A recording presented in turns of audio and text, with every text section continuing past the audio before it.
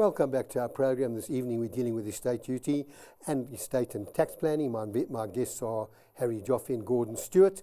Harry, you wanted to make a few points, just quick 1 or 2 points on the story about leaving money to children. I think we're going to have to spend more time on that because we've just dealt with it. But so many parents have left money to grandchildren and in trust. So I don't think we've dealt with it correctly. Enough time. Yep. So just to add on to what Gordon's saying, I think there should be a call going out to authorities because the compliance issue on trusts, of course, is so important, but it's so onerous. And I mean, we understand that. South Africa has to get off the grey list and we have to police trusts properly.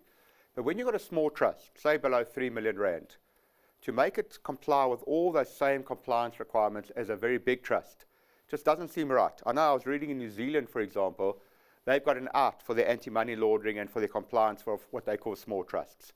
And it's something our regulators should look to bring in. If you've got a smaller size trust of, say, below 3 million, there's very unlikely to be funny things going on, and they should have a much simpler compliance and policing regime.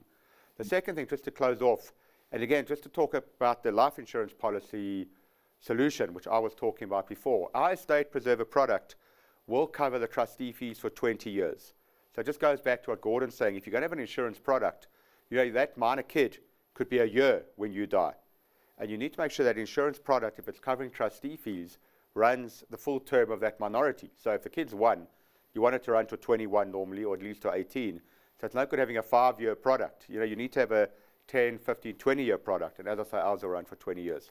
But it's something we need to debate. No, Harry, next week I think I've got financial and retirement planning. I think I'm going to put it to the financial advisors because they should know, because this is a product they offer to their clients. But Gordon, I've got a very important question raised by someone in the UK, ex-South African, but now fully in the UK. And he says, the new Labour government has dealt a blow to tax laws regarding trusts and the domicile status. Have you come across this, and do you have any solutions? Yes, What's this all about? What's this all about, Gordon? So the Labour government in the UK have basically done away with the res non-dom, deemed dom taxation scenario and replaced it with a whole brand new principle and concept that affects both individuals moving to the UK. It's shortened the period of time. So in the past, for example, you were a res non-dom for 7 years. Now that has been shortened down to a period of 4 years. Under the res non-dom, if you earned income offshore and you didn't repatriate it to the UK, you didn't pay tax on it. Whereas now under this new principle, after 4 years, you will. So there has been an enormous change, both from a personal income tax perspective, as well as for trusts, as well as for estate duty tax in the UK. It was announced on the 30th of October last year. And implementation date is supposed to be on the 6th of April 2025. Interestingly enough, I was in the UK last week and the finance minister at Davos was talking about actually perhaps softening what was originally proposed. So it's a little bit uncertain at this stage, Bryan, as to what the final changes are that are going to be implemented. But does that mean that someone who was this trust offshore living in the UK who was not going to pay inheritance tax, now the trust will be included in their winding up of their estate and will have to pay inheritance tax? It looks that way, Bryan, at this stage, and based on the drafts that came, well, the wording that came out on the 30th of October last year, it's not looking good for UK tax residents and trusts, offshore trusts. And Bryan, we actually sat in a seminar on this the other day at STEP, and they were saying that there's something that they call a tail. So even if you become no longer a UK tax resident, for the next 10 years in some cases, that offshore trust is still brought into the UK tax net. It's a very, very harsh. So people who've planned their estates to have assets, I mean, it's unbelievable. I must consult with Gordon. It's all changed now. Literally, it's all changed. It's all changed. I mean, what's been quite interesting is the statistics that have come out of the UK, and 10,800 millionaires multimillionaires and billionaires collectively have left the UK. They actually, they would, I think the stats was every 45 minutes, a millionaire is leaving the UK. So I think it's a lot. The UK government didn't anticipate that the reaction would be this bad. Hence the fact that, as I say, the Chancellor of the Exchequer has mentioned in Davos that they would be looking at this. To what extent? Don't know.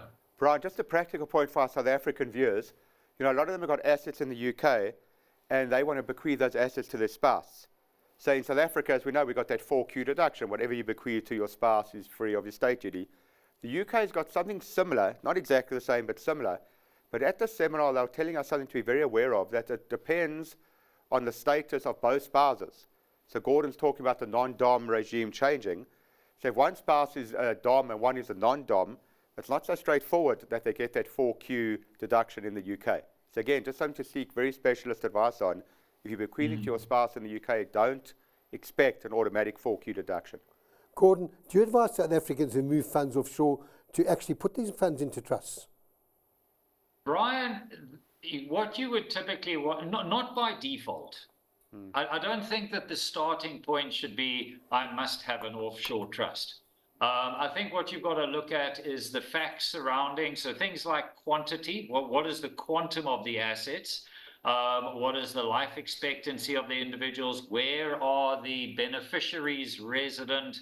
So there's a whole number of factors that you would look at before you came up with a final suggestion or final solution as to how they, which structure should own them. I mean, Harry will probably tell you that there's always good rationale and reason for making use of a life wrapper.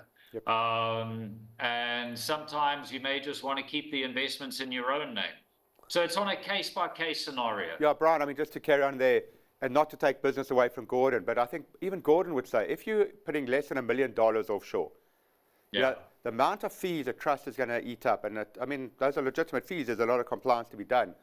But if you're going to have $7,000, $8,000 a year in fees, and you're only putting $1 million offshore, you can see straight away the amount of growth you've got to generate to pay those fees and still come out just isn't worth it. So then, for the smaller amounts, I would definitely say an offshore endowment wrapper, where you still nominate a beneficiary, so you can still distribute to the next generation on death.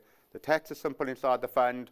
Your fee structure is Tax are lower in the fund. exactly much lower and much simpler, because you don't need to report on your tax return, and the fees, of course, much more simpler, much lower than that. So for a small amount under $1 million, there's almost no discussion. Once you go above $1 million, then you must start doing the maths. Okay. So Harry, something else came to my attention in my reading this weekend. What is this one-day retirement annuity where people are now recommending transferring all your assets into a retirement annuity? And the one that I read was 30 million. Now you've transferred it out of your estate. You can't get the tax deduction, so therefore the payment of the annuity is more efficient. On death, your family can cash it in. What is your view? Is this a scheme that's now come into the South African market? No, it's always been there. But first of all, let's say it wouldn't be all your money, and that would be very dangerous. Second, it's not actually getting out of your estate, because remember there was a change to the Estate Duty Act. If you make a non-deductible contribution to an RA and you die, that non-deductible contribution, because it comes out the RA or the living annuity tax-free, that non-deductible portion comes back into your estate for estate duty. So it's quite a clever piece of legislation by Treasury. So you wouldn't necessarily get it out of your estate, but there's a lot of benefits in doing it still, because when you convert the RA to the living annuity, your income you draw from that living annuity is tax-free because you got that non-deductible contribution.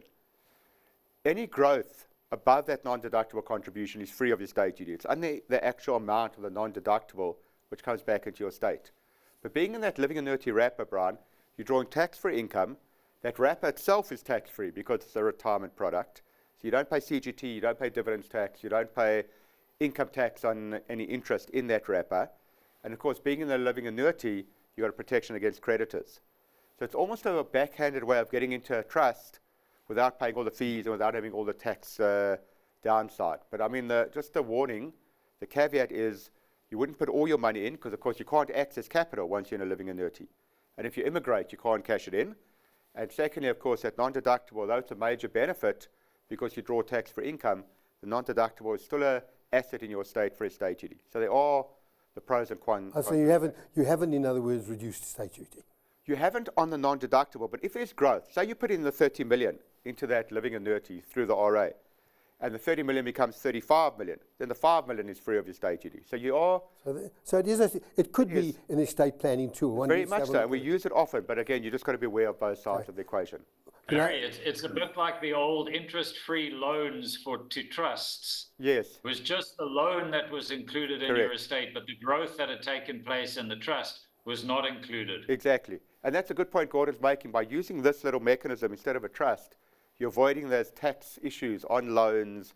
You know, they have to charge interest on the transfer pricing. Well, so there is angles to it. I've certainly brought this attention to our viewers, but I think we need a lot more time on that. Guys, I'm going to get you back soon. Maybe even... Gordon, you're in town next week, aren't you? I am, yes. Okay, I'll see what your availability is, maybe change my program. I've got 15 emails I haven't answered, but I'm going to ask you one question before I go off, and I'm not even going to close off. I'm just going to thank you guys. Harry, I understand that SARS now will require all taxpayers to admit statement of assets and liabilities. What's behind that? Bryan, I mean, so it's always been up to, you know, they ask the question, are you worth more than 50 million or not? And then you have to do the asset and liability statement.